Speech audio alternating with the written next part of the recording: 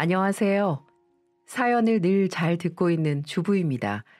얼마 전 저는 끔찍한 인연을 끊어내는 경험을 하게 되었어요. 정확히 말한다면 저 혼자만 겪은 일은 아니고 저희 남편과 같이 겪은 일이죠. 아마도 이번 사건으로 인해 저보다는 우리 남편이 더 고통스럽고 힘들었을 거예요. 우리가 끊어낸 인연은 다름 아닌 시어머니와 도련님이었거든요. 이 둘은 성실하고 착한 남편과는 달리 볼 때마다 좀 영악하고 속내가 시커먼 상태로 보였습니다. 왜냐면 늘 우리 남편에게 잘해주는 듯 하면서도 나중에 가서는 꼭 자기네들이 필요한 것들을 얻어내곤 했었거든요.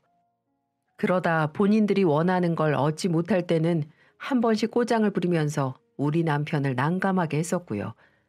그걸 저는 옆에서 지켜봐 오면서 항상 쉴드를 쳐줬었는데 이번에는 넘지 말아야 할 선을 그쪽에서 넘어버렸고 저희 부부는 그 길로 그들에게 제대로 된 응징을 해주었답니다. 그 시원한 이야기를 지금부터 한번 풀어보고자 해요.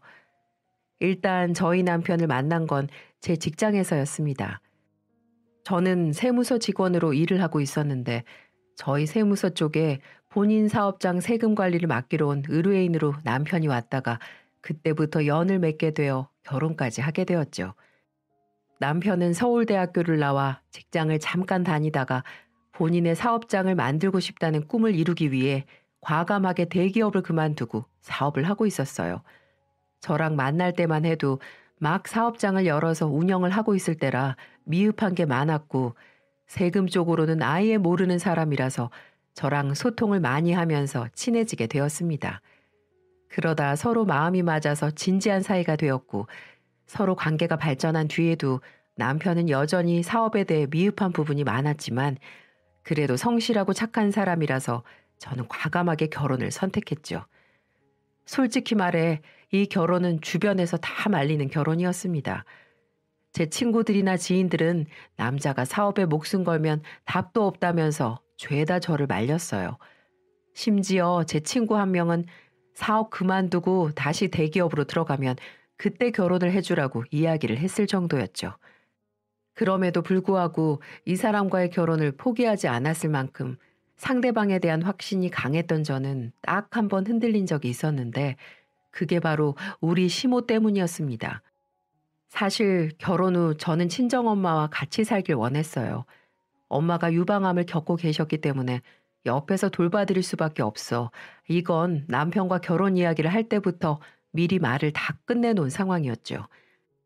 근데 그렇다 하더라도 시댁에는 미리 말씀을 드려야 할 것 같아서 먼저 말씀을 드렸어요. 그때 저는 흔쾌히 알겠다고 하실 줄 알았던 시모 쪽에서 황당한 대답을 내놓아 순간 뻥 쪄 있어야만 했습니다. 어머니, 저희 엄마가 몸이 좀 편찮으셔서 지금도 같이 살면서 제가 돌봐드리고 있어요. 유방암이신데 옆에서 간병할 수 있는 사람이 좀 필요해서요. 저나 남편이나 일은 하고 있어서 간병인을 따로 두긴 할 건데 그래도 제가 옆에서 모셔야 안심이 되어서 결혼 후에도 지금처럼 같이 살려고 해요. 다행히 이 사람도 그러자고 해줘서 어머니께도 미리 말씀드려요. 응, 그래? 난 그건 좀 반대인데. 아니, 나도 솔직히 말해서 남편 보내고 나서는 우리 큰애 의지하면서 살고 있는데 그 와중에 네가 수옥 데리고 가는 것도 좀 마음에 안 드는데 거기다 장모까지 모시게 한다고? 우리 애가 지 장모 모신다고 나한테 소홀히 하면 어떡할래? 나는 내 아들 며느리랑 둘이 나눠 쓰는 것만으로도 충분히 싫어 얘. 어른이라고 하지만 너무나도 철딱선이 없게 말씀을 하시는 시어머니의 대답을 들으면서 저는 당황할 수밖에 없었어요. 그래서 여기에다 대고 어떤 대답을 해야 할지 감이 안 잡히더라고요. 게다가 이런 이기적인 말을 서슴없이 하는 시모 밑에서 내가 남편 하나 보고 살 수 있을까 싶은 생각이 들 정도였습니다. 근데 그때 누군가의 듬직한 모습으로 인해 저는 이 결혼에 대한 확신을 다시 굳게 잡을 수 있었어요. 그리고 그 듬직한 모습을 보여준 장본인은 다름 아닌 저의 남편이었죠. 제가 당황해하고 있는 걸 본 저희 남편은 본인이 나서주어 상황을 잘 마무리해 주었던 거 있죠. 어머니, 걱정하지 마세요. 저 장가 가서도 어머니한테 효도할 거예요. 오히려 이 사람이 저보다도 더 살뜰하게 어머니 챙겨줄 거니까 걱정하지 마세요. 이 사람 저 사업한다고 해도 별 볼 일 없는 놈인데 여기까지 끌고 온 사람이에요. 그만큼 똑 부러지는 사람이니까 그런 건 걱정하지 않으셔도 돼요. 양가 두 분께 최선을 다해서 잘할게요.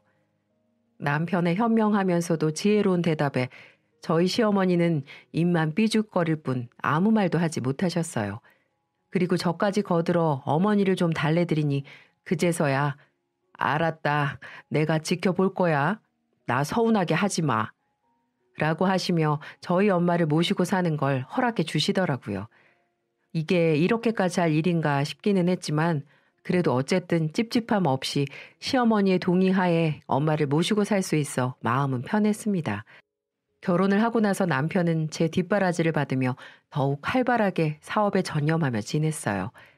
하지만 아무리 열심을 낸다고 해도 결혼 전에 잘 안 되었던 사업이 결혼 후라고 잘 되지는 않더라고요. 대신에 남편은 겨우 3인 회사를 운영하면서 간신히 직원들 월급을 챙겨주고 저희 집에 넉넉하진 않더라도 어느 정도 보탤 수 있는 생활비 정도는 벌어왔습니다. 저는 그걸로 만족하기로 했어요. 사실 결혼 전부터 저는 남편이 혹시라도 돈을 못 벌어온다고 하더라도 모든 것을 다 감안할 생각이었어요. 그만큼 이 사람을 사랑했죠. 게다가 혼자서만 고군분투하며 운영을 하던 회사를 2명의 직원이 생길 만큼 성장시켰으니 앞으로도 더 발전 가능성이 있을 거라 믿어 의심치 않았어요. 하지만 그건 저의 큰 바람일 뿐이었을까요? 남편의 사업은 갑작스럽게 하향세를 맞게 되어 버렸습니다. 직원 중에 한 명이 남편이 다 차려놓은 밥상에 숟가락만 턱하니 얹어놓고는 그 밥상을 통째로 뺏어가 버렸거든요. 남편의 회사는 광고회사였는데 기업이나 홍보를 원하는 업체와 연결을 해주는 중간다리 역할을 하는 회사였어요. 근데 이 중에서 회사 운영의 8할을 차지하고 있는 굵직한 거래처들과 SNS 인플루언스를 뺏어가 자기 광고 회사를 따로 차려버린 거죠.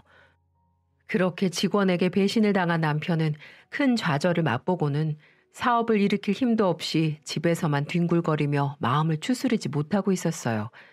그런 모습을 보고 있던 저는 답답하기도 하고 속상한 마음에 참고 참다가 남편에게 소리를 질러버렸죠. 당신 언제까지 그렇게 얼굴 죽상으로 하고 있을 거야? 다시 일어날 생각을 해야지. 재기 안 해? 이대로 포기할 거야? 사업을 다시 못하겠으면 그냥 접고 일반 회사로 들어가. 지금이라도 늦지 않았으니까. 사업하다 보면 이런 일 저런 일 겪는 건 당연한 건데 언제까지 그렇게 힘들어하면서 집에만 있을 거야? 내 생각은 안 해? 우리 애기는, 우리 엄마는. 저는 한 살배기 자신의 딸도 생각하지 않고 가장으로서의 책임을 다하지 않는 남편의 태도에 화가 났었기 때문에 답답한 마음을 담아 힘없이 축 늘어져 있는 남편에게 소리를 질렀더랬죠. 하지만 그렇게 한 번 했다가 저는 등짝 스매싱을 제대로 맞아야만 했습니다. 그리고 저의 등짝을 세게 후려친 건 다름 아닌 저희 엄마였어요. 이 기집애가 지 서방한테 못하는 말이 없어. 예, 사업하면서 겪는 이런 일 저런 일은 뭐 당하면 아무렇지도 않아야 하는 거야? 당연하게 받아야 해? 다른 것도 아니고 믿었던 직원한테 배신당해서 저렇게 힘들어하고 있는데 위로는 못해줄 망정. 네가 참아주면 얼마나 참아줬다고 힘들어하고 있는 니네 서방한테 언성을 높이긴. 너나 잘해 이거사. 나는 널 그렇게 매정한 인간으로 안 키웠어. 한 번만 더 우리 사위한테 소리만 질러봐 아주. 내 딸이라도 가만 안 둬. 엄마는 되려 저보다 저의 남편의 편을 들면서 호되게 저를 나무라셨어요. 평소에 둘의 사이가 좋은 건 알고 있었지만 이 정도로 각별해 엄마가 남편을 생각하는 줄은 모르고 있었습니다. 사실 결혼하고 엄마와 같이 살면서 저희 엄마와 남편은 저보다도 더 둘을 알뜰살뜰하게 챙기며 화목하게 지냈어요. 그리고 이 둘이 이렇게 서로를 위하게 된 계기가 있었는데요. 결혼 후 이상하게 어색한 남편과 시어머니의 모습을 보면서 한 번은 제가 조심스럽게 어머니와 무슨 일이 있었냐며 물었던 적이 있었습니다. 왜냐하면 가끔 시댁에 방문을 하면 시어머니는 도련님은 알뜰살뜰하게 챙겼지만 장남인 우리 남편은 본체만체 한 적이 많으셨거든요. 그러다가도 꼭 돈 얘기를 할 때만 좀 살뜰하게 챙기고 그 외에는 쌩하게 대하면서 도련님만 챙기는 모습을 많이 봤죠. 그래서 남편에게 물었던 거였어요. 근데 당시에는 그냥 아무것도 없었다며 얼버무리던 그가 엄마와 저, 남편과 이렇게 셋이 앉아 간만에 집에서 도란도란 이야기를 하고 있는데 그때 저랑 남편은 술이 좀 들어가 있는 상황이었어요. 근데 그때 남편이 펑펑 울며 본인의 이야기를 꺼내더라고요. 장모님, 죄송합니다. 여보, 미안해, 정말. 실은 제가 결혼 전에 미리 말씀을 드렸어야 했는데 그러질 못했어요. 저 사실 숨기고 있던 사실이 하나 있습니다. 사실 지금 어머니가 제 친어머니가 아니셔요. 친어머니는 제가 초등학교 때 이미 돌아가셨고 아버지가 나중에 새장가를 드셨는데 그게 바로 지금의 제 어머니입니다. 친어머니 돌아가시고 나서 초등학교 내내 참 외롭게 지냈어요. 아버지도 친어머니를 잃고 방황을 오래 하시느라 저를 돌보지 못했었는데 재혼하시면서 다시 생기를 되찾으셨죠. 저도 한참 외로움을 겪다가 엄마랑 남동생이 순식간에 생기니까 좋더라고요. 물론 그 사람들이 나한테 그렇게 살갑게 대하지 않았지만 저는 그저 좋았습니다. 내 옆에 누군가가 있다는 것만으로도 좋았어요. 그래서 지금까지 잘 지냈는데, 아니, 지냈다고 생각했는데 실은 어머니의 손길이 저한테는 그렇게 따뜻하지 않았어서 참 힘들기도 하대요. 아버지 돌아가시고 나서는 더 제가 손을 놓으면 남남이 되어버릴 것 같아서 악착같이 붙잡고 있었어요. 근데 참 지칩니다. 참 힘들어요, 이 관계가. 근데 가족이 없는 저의 삶이 더 힘들 것 같아서 이렇게 간신히 붙잡고 있습니다. 남편은 펑펑 울면서 어릴 때 상처를 꺼내며 지금 시어머니와의 관계를 고백하는데 그때 저랑 저희 엄마도 같이 울면서 남편을 껴안아 주었어요. 그리고는 저희 엄마가 친어머니가 못다 준 사랑을 다 해주겠다고 이야기하시며 남편을 보듬어 주었고 그때부터 이 둘은 애틋한 관계가 되었던 거죠. 그래서 이날도 엄마는 저를 혼내키고 나서는 밖에서 얼른 나가 맥주나 몇 캔 사오라고 시키시고는 제가 사가지고 들어오자마자 바로 한 캔을 따서 남편에게 건네주셨습니다. 자, 자네, 얼른 이거 먹고 일어나. 힘들지? 근데 그러면서 배우는 게 인생 아니겠는가?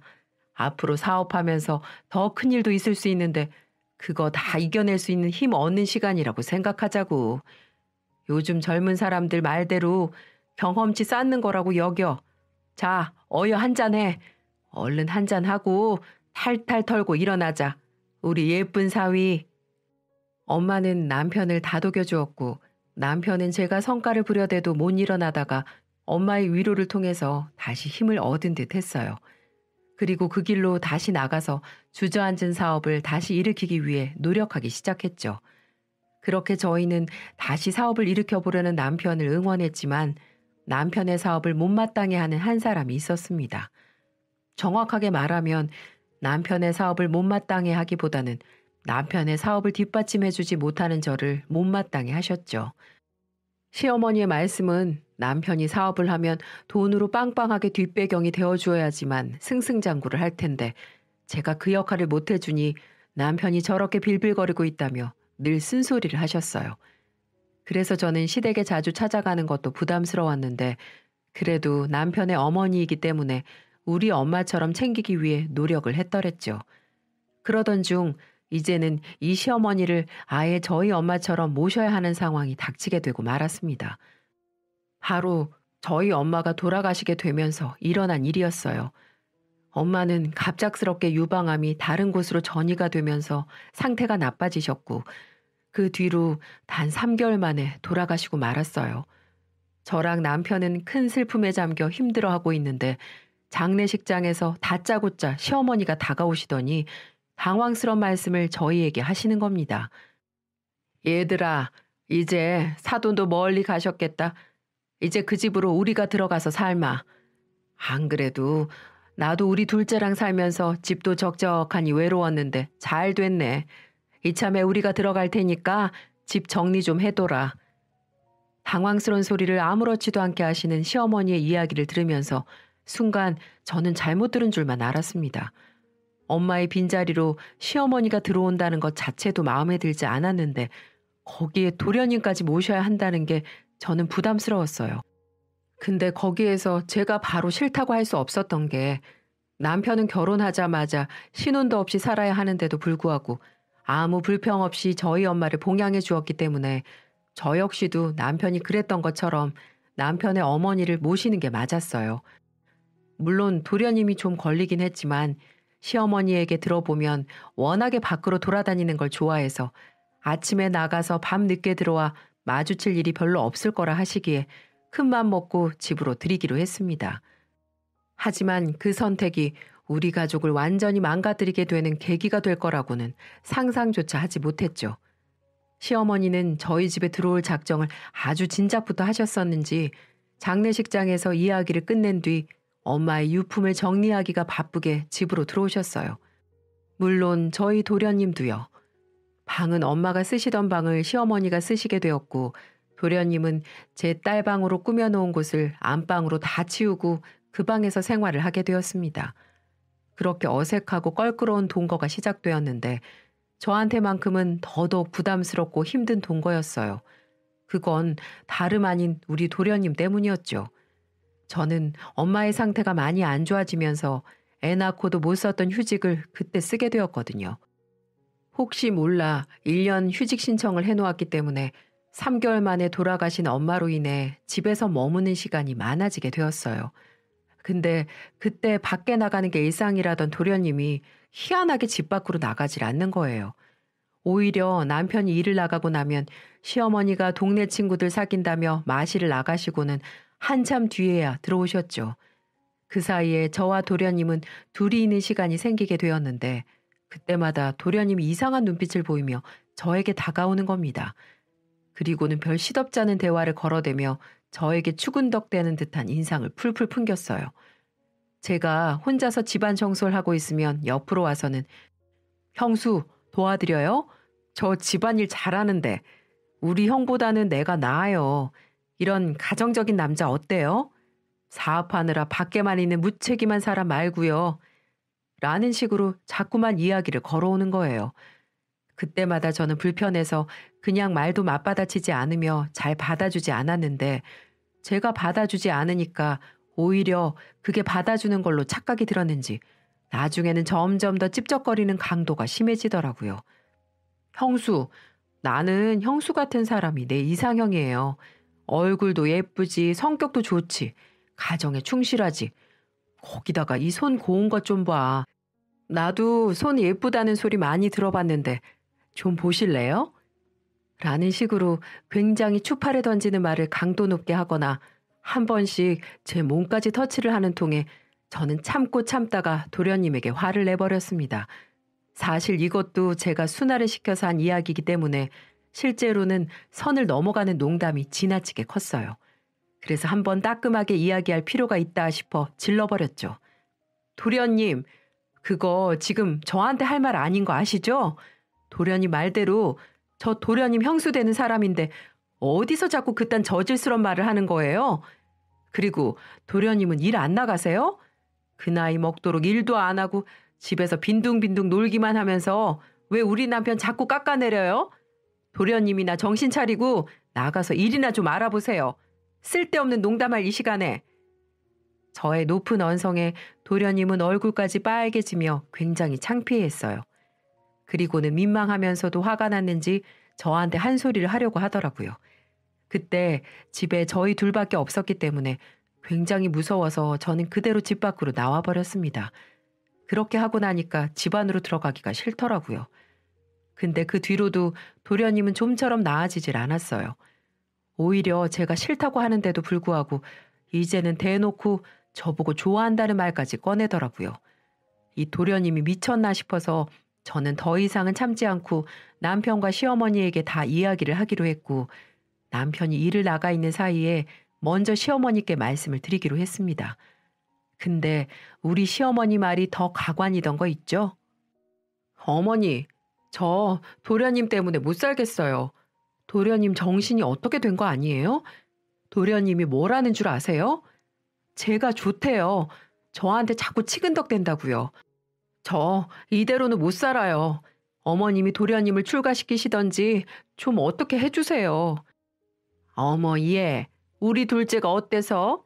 내가 보니까 너는 우리 첫째보다 둘째가 더 어울려, 얘. 그러지 말고 우리 둘째는 어떠니? 내가 보기엔 너한테 딱인데 말이야. 우리 첫째는 솔직히 뒷배경 빵빵한 여자가 어울리지 너는 영 아니야. 상상도 못했던 어머니의 대답에 저는 이 모자가 쌍으로 미쳤구나 싶었습니다. 그래서 더 이상은 참지 못하고 저는 시어머니에게도 소리를 쳤어요.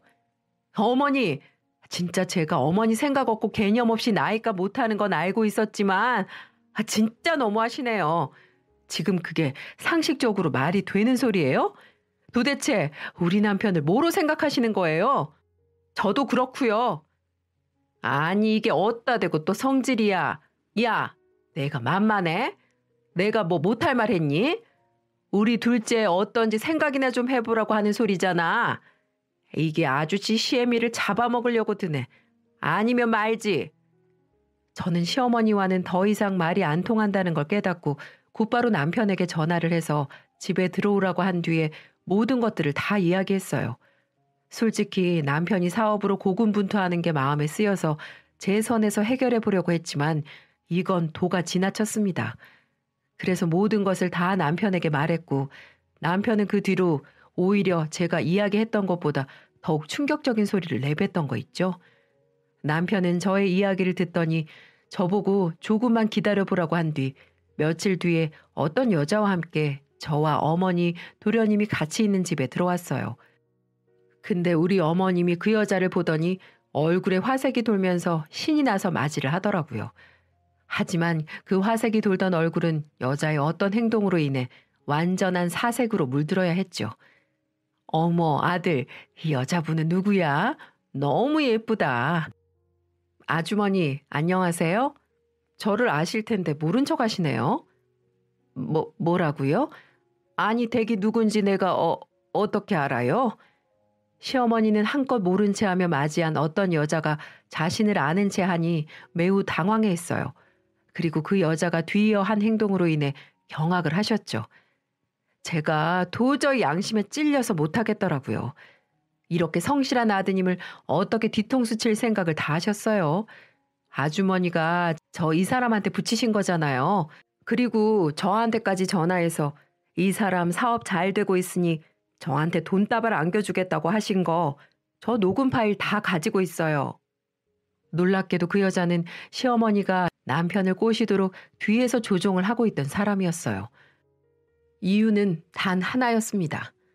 이 여자에게 제 남편을 꼬시게 하고 그걸 미끼로 저와 남편을 이혼시킬 요량이었어요. 그런 다음 자기 아들과 저를 엮이게 해서 결혼을 다시 시킬 작정이었던 거죠. 한마디로 큰아들은 쓰레기 음식물처럼 버리고 둘째를 조금이라도 안정적인 삶을 살게 할 목적이었던 겁니다. 그리고 또 하나 목적은 저의 재산이었습니다. 어머니가 남겨주신 아파트, 사망보험금, 그리고 제 안정적인 직업, 이 세 가지 요건 때문에 정말 사람이 하면 안 될 짓들을 꾸미고 있었던 거예요. 어떻게 사람이 그럴 수가 있을까요? 아무리 자기 뱃속으로 낳지 않았다고 하지만 초등학교 때부터 한 집에서 살며 엄마라고 불렀던 제 남편에게 그런 짓을 할 수 있을까요? 정말 그 여자가 아니었다면 무슨 일이 벌어졌을지 모르니 생각만 해도 끔찍했습니다. 물론 제 남편이 꼬신다고 해도 넘어갈 사람도 아니지만은요. 그 여자가 그러더군요. 아무리 꼬시려고 해도 관심을 가져주지 않아 포기할 수밖에 없었다고요. 그러면서 심성 좋은 사람인 걸 알고 고백을 하게 됐다면서 말이죠. 이런 남편에게 그 두 년놈들이 사기를 치려고 했으니 저는 도저히 참을 수가 없었습니다. 모든 것들이 다 폭로된 상황에서 시어머니는 발광을 하기 시작했습니다. 야, 이 웃기지도 않는 게 증거 있어? 증거 있냐고. 내가 너한테 우리 아들 꼬시라고 말한 증거 있냐고. 이 아줌마 진짜 멍청한 것 좀 보게. 내가 좀 전에 말하지 않았어요? 녹음 파일 다 가지고 있다고. 아줌마가 나한테 전화해서 짓거리 모든 내용들이랑 대화 내용들 다 내가 녹음해뒀다고. 당신 빼도 박도 못해, 이제. 어머니, 아니, 아주머니, 내가 평생을 지켜보겠다고 애쓴 결과가 이래서 참 씁쓸합니다. 근데 나 이제 당신 내 어머니로 못 두겠어.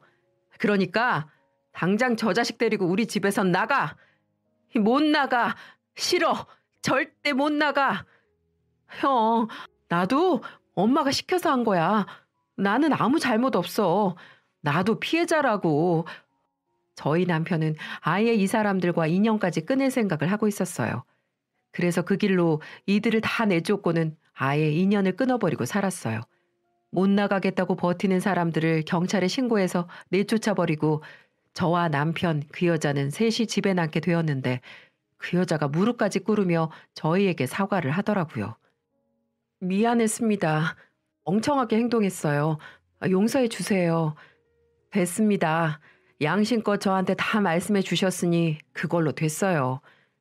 저희 부부는 진심으로 사과하는 그 여자의 사과를 받아주었어요. 그리고 저는 경찰서에 신고했습니다. 그 사람들이 처벌을 받든 받지 않든 우선 녹음 증거가 있기 때문에 고소장을 제출했어요. 남편과 같이 가서 조사도 받고 왔고요. 하지만 그 두 년놈들은 경찰서에 와서 조사를 받으라고 해도 출석을 계속 미루고 있다고 하더군요. 그래서 이렇게 출석을 미루면 사건이 종결되는 거 아니냐고 물어보니 고의적으로 피하는 걸로 인정이 되면 본인들이 알아서 검찰에 넘긴다고 했습니다. 그래서 저희는 지금 결과가 어떻게 떨어질지 기다리고 있는 상황입니다. 아마 이걸 보시는 분들은 애초부터 집에 시모랑 그놈이랑 들인 게 제 실수였다고 말할 수 있을 거예요. 바보 호구라고 생각하신 분들도 계실 거고요. 하지만 전 남편이 돌아가신 엄마를 정말 극진히 챙겨주는 모습을 보고 저도 갚아야 한다고 생각했어요. 남편이 아버지가 일찍 돌아가시고 가족의 사랑이 목말랐다는 사실도 뒤늦게 알 수 있었고요. 그래서 이제 제가 정말 잘 모시고 싶었는데 그 선택이 제게 부메랑으로 다가올지 전혀 생각조차 못했는데 정말 이 좋은 마음을 이용해 먹으려는 사람들을 보고 무조건적으로 베풀면 안 된다는 사실을 깨닫게 되었어요. 확실하게 끊어야 될 때는 끊어야 된다고 생각을 했습니다. 그게 설사 부모 자식 간의 관계라도 말이죠. 그 일이 있고 전화번호를 차단했더니 자꾸 모르는 번호로 전화가 오더군요. 한 번은 도대체 누군가 해서 받았더니 시어머니였습니다. 뭐라고 했냐고요? 경찰 고소한 거 치하해주고 다시 예전처럼 살면 안 되냐고 하소연을 하더군요. 첫째 아들 소중한 거 이제 알았다나 뭐라나. 당연하겠죠. 워낙 둘째 아들이 망나니고 능력도 없는데 누구를 믿고 남은 인생을 살 수가 있을까요? 제 남편이나 됐으니 항상 챙겨드리고 용돈도 드리고 했었겠죠. 그러면서 본인이 노망나서 그랬다며 울면서 비는데 어이가 없었습니다. 그래서 전 한마디를 남기고 전화를 끊어버렸어요. 당신은 정말 해서는 안 될 짓을 했어.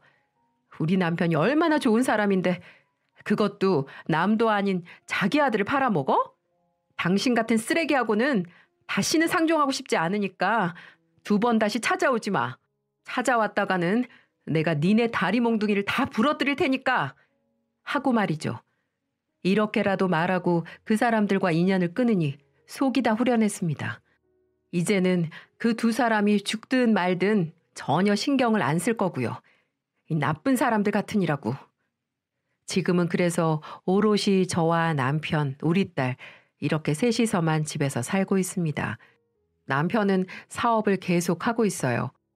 저도 이제 복직을 앞두고 있는데요.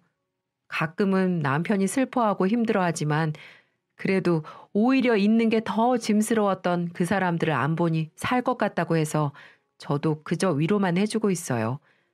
사실 저도 엄마의 빈자리가 큰 상황에서 벌어진 일이라 마음 잡기가 힘들었는데 저를 사랑해주는 성실한 남편이 있어 서로에게 힘이 되어주며 잘 극복하게 되었네요. 누군가를 조금의 의심도 없이 완전히 믿게 되면 그 결과는 2가지 중에 하나라고 해요. 일생 최고의 인연을 만나거나 일생 최대의 교훈을 얻거나 저희 부부는 두 가지를 동시에 얻은 셈입니다. 그래도 힘든 과정을 통해서 최고의 인연으로 서로 남게 되었으니 그걸로 만족을 삼아야 할 것 같아요.